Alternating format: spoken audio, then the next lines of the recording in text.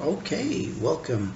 And I'm just going to do this short little video review on Lock and Key on Netflix.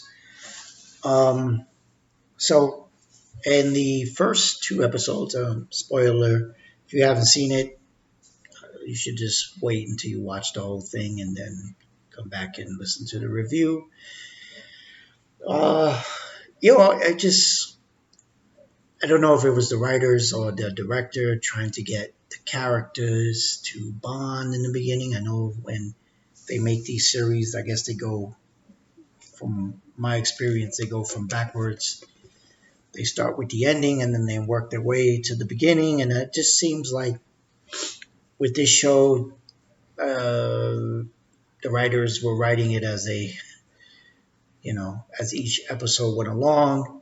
Um, when serialized episodes first came, um, I remember the one that struck me the most consistent and then kind of inconsistent too. They all kind of got inconsistencies, but I like Deep Space Nine's serial style of each episode following the previous episode and the characters building on as you watch it and you continue to go. But for this one, um, like it takes you like maybe about two or three episodes before you um, could relate to or even try to bond with any of these characters, especially the mom and the sister Kenzie. They're I don't know. It's just like they're just seem a little bit detached from the, the other two brothers. The younger boy and the older one seem a little bit more engaged in their character development. Um, that's just my take on it. You might see something else. The villain, that the one who killed their father. I don't want to give away because just in case you get it, man. I mean, it just looks like he read the script and said, okay, like start filming. Like he didn't put any thought into the character's place and time and the actions that he's doing. He just wanted to get through it. Wow, that's my take. Now the series as a whole, I mean, I really enjoyed the imagination part, the fact that it's a little different than what Netflix been putting out. Gag, some of the stuff that Netflix is putting out. Taylor Swift, October Faction, a lot of their comedies, they're so woke.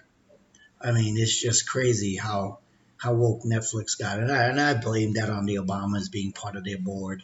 It's just a terrible decision by Netflix. Now, I never, if they're going to take the original series in this direction, it's once Disney starts picking up more series in the Marvel franchise, I think Netflix will take a hit. I mean, even CBS is not as woke, and CBS is pretty woke, but Netflix, man, you take it. You guys are definitely ahead of the curve in the wokeness. Um, it's so PC that sometimes I'm just like one or two episodes into, I can't even watch it. I just can't watch the program or even watch the comedy. It's not even funny, and the docu dramas are just as bad. I mean, if this is where they want to go, then fine. I mean, they're a $1 billion company. I mean, that's what people want, and give them what they want. But that's not for me. But if you want to watch something that's a little different, like Narnia, and like it's good for the kids. My son enjoys it. He likes it. It's a little inconsistent. Like I said, it was like they were writing the script and then they felt, let's go to the next episode, but they didn't follow up on the episodes before on some of the things. But it's still entertaining. If I had to go from 1 to 5 stars, I give it like 4 stars, 3.5 to 4 stars. Let's stick with 4 stars because the two actors, the two young boys in it, and the father, them trying to bond and find their father, and the whole thing about getting being staying close to their dad. I can relate to that because I have two kids. I wish I could. Um, they would make more series about that, and um, but yeah, they don't. Other than that, the special effects and the imagination of it is pretty creative. I look forward to them to doing it again. It's like Lost in Space. The first, I would say, 5 episodes of Lost in Space, the first season, it was hard to watch. Then, like as they went along, they got a little better. Um, Season 2 was a total crash and burn.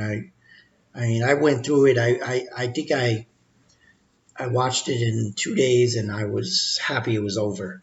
Season 2 was a dud, total dud. I mean, if they when they do season 3, they gotta find new writers. I mean, it was terrible. Um, but I'm gonna leave it there. I'm gonna come back with another video, talk a little politics, talk a little bit of what's going on in New York City with the cops. All right, see you then.